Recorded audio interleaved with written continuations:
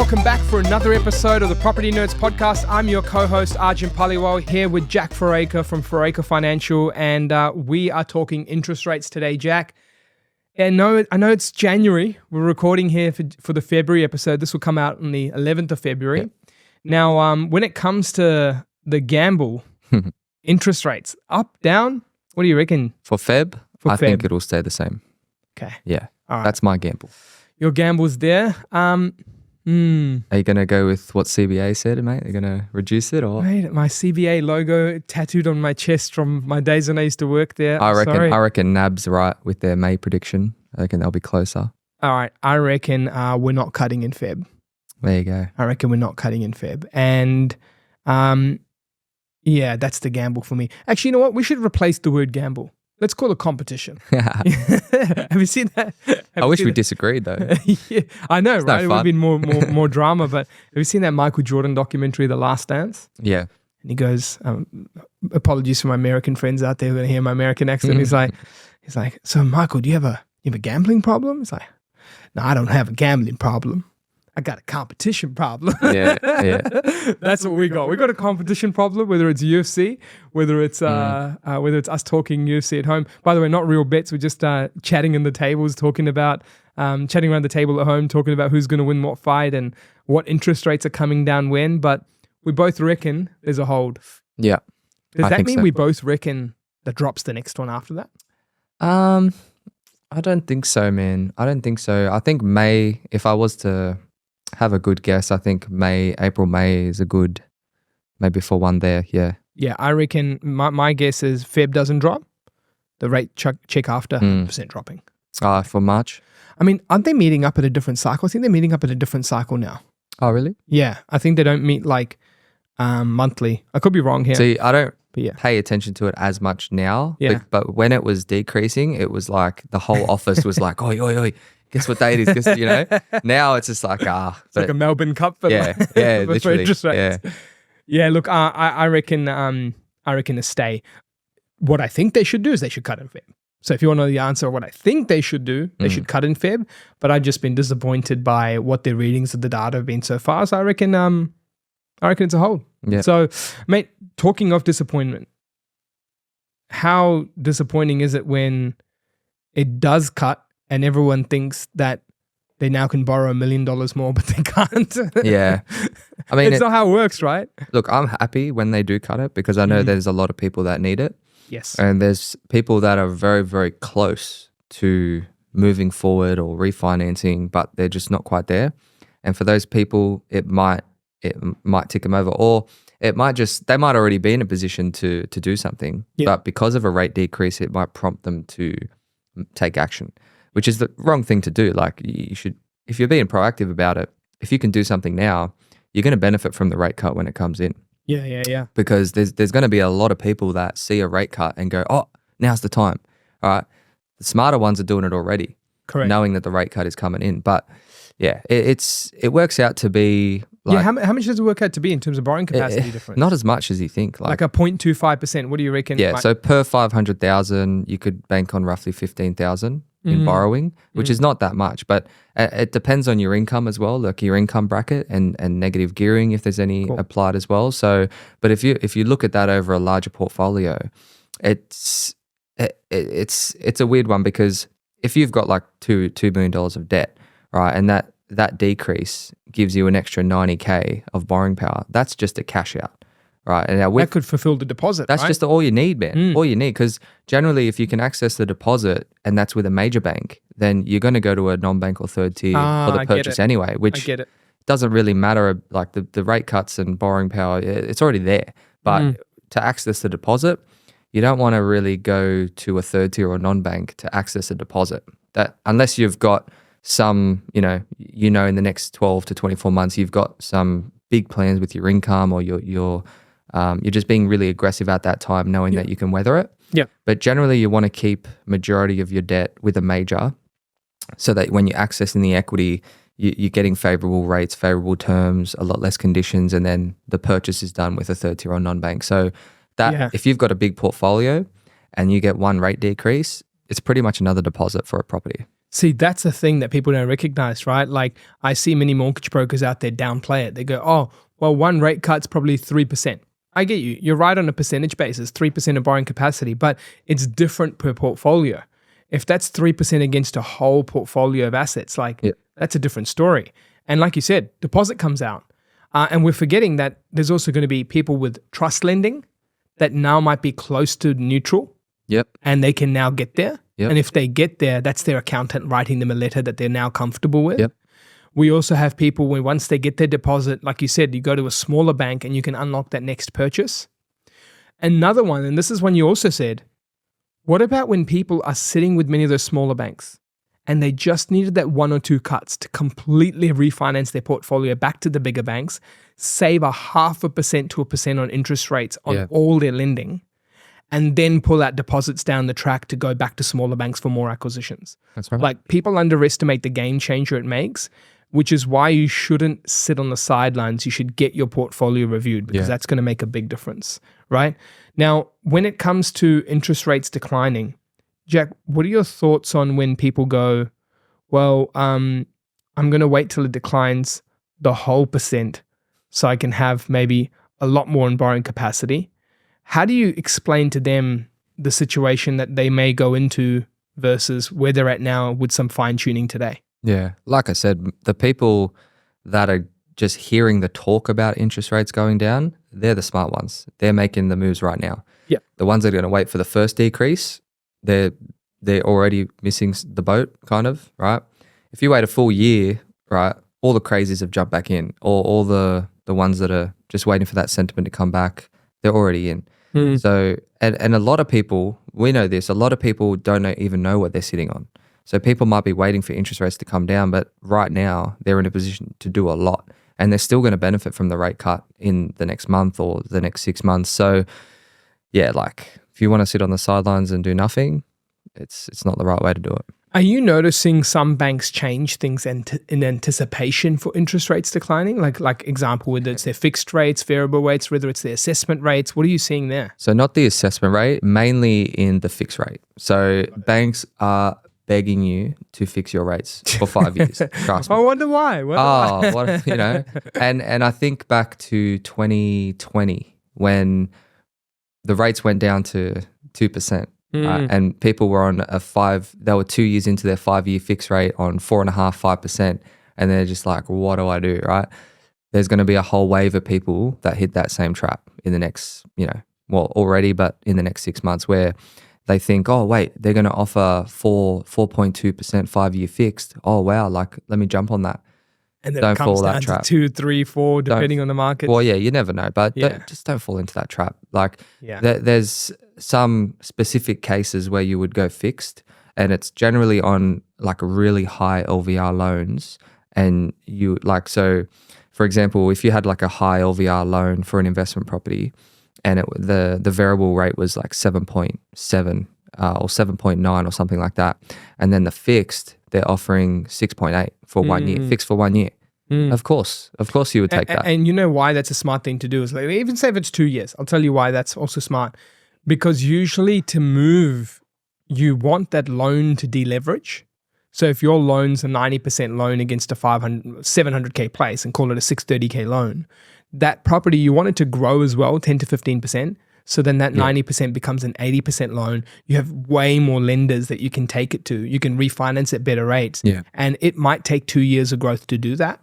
So if it takes 1 to 2 years of growth to do that, you might as well stay put and get a much better rate on the fixed if it's 1 to 2 years. Depends what you buy. 100% depends what you buy. You know what I mean? Oh, absolutely. Yeah. And generally what we've seen with most of the clients that buy for InvestorKit, after a year, you've got that growth. It makes a big change. Oh, mate. And even if you have to, it rolls over from fixed to variable, the LVR is a lot better than what you purchased it at. And the banks know that as soon as someone rolls off a fixed, they're in the market to refinance. So generally they're pretty open to negotiation at that point, and it looks a lot better than what it would have been originally. So then you can just weather the variable for a little bit longer and, go back to an 80% loan. Well, see, that's an example of bank versus broker. I know we've talked about it a lot, but if you're with a bank and you go to the bank for the loan, you're going to get a loan to value ratio and you're only going to get one valuation type. Yeah. Right? Now, whereas when they're talking to you and your team, it's like, okay, we went at a 90% loan, the interest rates are coming down or they're better. We can now review which banks offer us a refinance opportunity to get a better rate. Yeah. And then secondly, we can also conduct, say, between 3 to 5 different valuations and see what comes closest to our estimate. Yeah. And then with that valuation, you can take it to the bank to extract equity and buy another place. Like, these are the things that don't teach you at school, right? Multiple banks, multiple valuations, multiple assessments, multiple interest rate reviews, broker versus bank coming in again. Jack, that's key. I think the main thing, the main difference, like all the other stuff's obvious, but I think the difference in strategy that a broker is able to provide versus a bank is worlds apart. So if you look at someone's portfolio who has just been with their bank, because humans, they love having relationships with people and they're loyal, but if you're loyal to a fault, it's going to show, especially in your property portfolio. And I see a lot of people that stuck with their banker for so long and they said, oh, you can't do anything, and they did nothing. You're just leaving so much on the table. Like, I see so many banks, like when you deal directly with a bank, they'll purposely put you on a P&I loan. Yeah. They will purposely do that, and they'll talk you out of going interest only just so that you have more borrowing power with them, right? But whereas if you go with a broker, they know that, yeah, you'll go interest only with the major banks and the second tiers, and that will slightly reduce your borrowing power with those lenders. But then because you've got an interest only loan on your existing loans, it's going to open it up with the third tiers and non-banks more than you could ever imagine. Yeah. So, and it's better for your cash flow while you're holding the property, which is important for a lot of people. So you don't want people to get what do they call it? Stockholm syndrome? Is that what they call it? Where you get like, you're falling in love with your captive and the person has got you under the bank, and you just stick in there. You don't know what's out there. You don't know how you've been treated, and you don't realize it. And I might have botched that example, but I mean, that's what it's reminding me. Well, the way that they cross-securitize your mortgages with all your properties, and they're all tied in with each other, it can cause a lot of nightmares. Like, we had a client who they needed to sell one of their properties, and they didn't know their properties were cross-collateralized, and they got to the point where the bank wasn't going to release the security because there wasn't enough equity, and we had to quickly refinance both of them, and then so that the other one could settle and sell. And these bankers, they don't really, they don't have best interest duty. They're there to sell the product. They don't have to give you comparisons. Well, people who aren't aware of cross-security, what does that mean? What's an example? So generally, when you deal with a broker and you're going to access equity from your principal place of residence, you're going to create a separate equity loan against your principal place of residence to use that as a deposit. Yeah. So let's just say, working example is $1 million home. It's worth that number. You got a $600K loan. Yep. You see 80% of $1 million is $800K.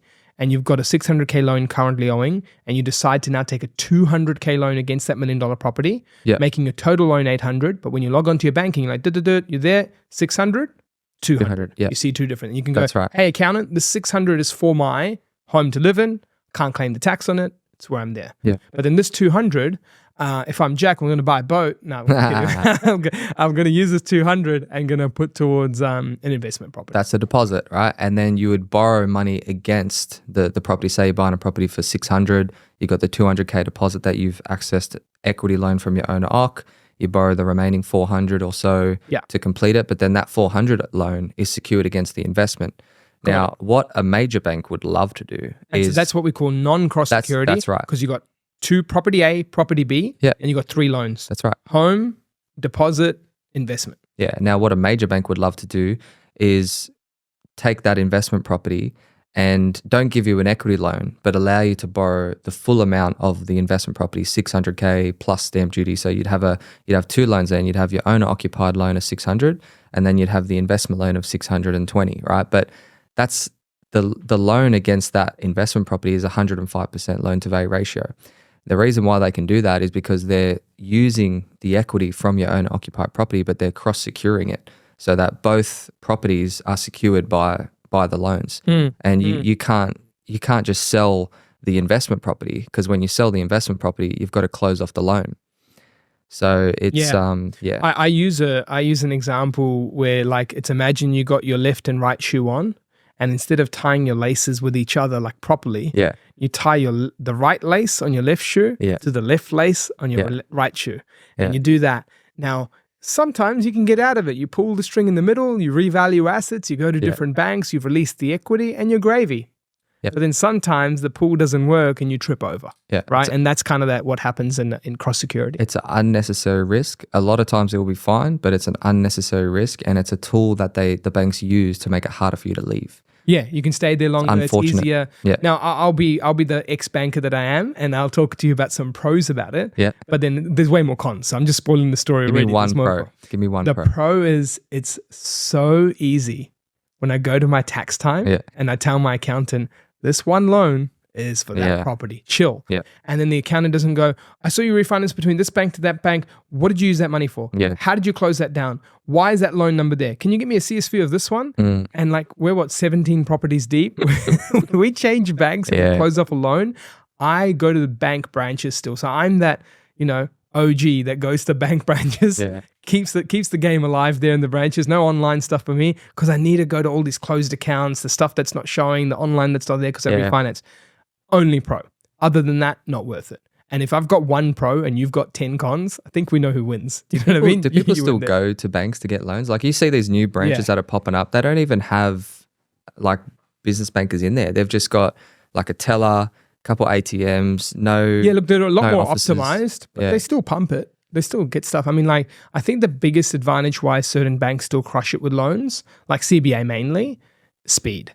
Like, I've seen some of them get like, hey, you're overseas, your bank wants you to sign guarantor docs for a trust. We're 5 days away from settlement. We'll get you approved, digitally signed, ready to go, have this structured and settled in 5 days. So I think it's like those like speed and when someone has good speed and a good experience, they go, you're my guy. You're my gal. I want to be with you forever. But look, bank broker aside, I think the interest rates thing, coming back to that, I will say one thing though. My final thing to say on that is this. Yes, it makes sense to buy before interest rates come down. Yes, it makes sense to not wait and buy when you can. But let's just say you can't for some reason. Or you don't happen to have that happen. Don't get into FOMO stuff. At the end of the day, we've been buying properties for clients now for over 6 years. And during that 6-year time, we've seen interest rates fall like crazy. Interest rates rise. The pandemic, recessions, crazy amounts of stimulus, no one touching regional markets to everyone looking at markets all over Australia. No one wanting to go beyond the backyard to now everyone being borderless investors. No one saying they're data-driven to now everyone saying they're data-driven. Like we've seen it all in the 6 years. And so during that 6 years, here's one thing I always tell clients. Every single year, we have to survey the markets, read the tea leaves, and buy a property that fits your portfolio that's going to outperform the market. Every single year during the last, 2014, I think I started my portfolio, 10 years then.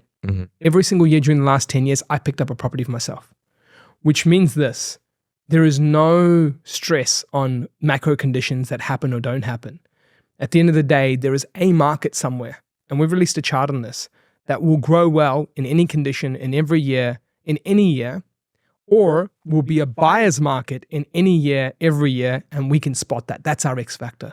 And we can take that and fit it into what you have tailored to you. So that means as you're on this journey, take your time.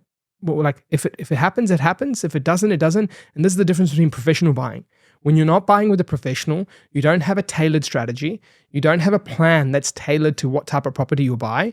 You don't have a property that's selected in the right cycle at the right time that meets due diligence criteria, that you're not rushing because interest rates are falling. Let me go buy on a main road. We've seen that happen, and you won't overpay on an asset. And so when you've got all that criteria, it means any given time of the year, we'll find something that works. If interest rates drop 0.5% and you still haven't bought yet, we'll still find something that works. So the key there is that when you have professional buying, when you have professional portfolio and understanding of that finance review with the buying, you're unstoppable. And that's what's made me go every year when I can, if I can, I'll buy. And it's happened to date. So that's my biggest tip and final send off to people. Firstly, is that yes, if you can, go for it. And if you can't, or you haven't been able to, something's come up, or you can, but you just haven't gotten to it yet, don't stress. There should be a good market every year that suits your portfolio. So that's my final thoughts on interest rates. Yeah, I think what you said about FOMO is pretty true, because I see a lot of people that probably shouldn't try to push that next one right away, and they probably should wait. And people fall into that trap of not doing that and buying a suboptimal property, and then it biting them over the next couple of years. So I think definitely there are a lot of people that can do something, just haven't, but there's people that are trying to do too much as well. 100%. And we always say, is it a strategy fit? Can you borrow for it? Do you have the right buffer? Can you execute it on your own or with a team around you? And if these are the ticks, makes sense. Yeah. If it doesn't make sense. So, Jack, we'll see what the gamble comes up, or the competition that we have between us comes up, a decline or the stay. We'll be both wrong or both right. It's either that, right? So True. We're winning or losing together. But mate, that's it from me. And I guess I wanted to say, on the note of interest rates though and review, how can people get in touch with you and your team? Because I think we've talked a lot about portfolio reviews that people didn't know about. Yep. And I'd encourage people to actually start getting to know about what's happening. For sure. So just head to fouracrefinancial.com.au and you can book a link directly there. Awesome. And if you'd like to have a chat with us at InvestorKit, it's investorkit.com.au for a free consultation, and we'll go through your goals, understand what you're looking to get out of property investing, and take it from there. That's it, Jackie. Catch you on the next episode. See ya. Game over.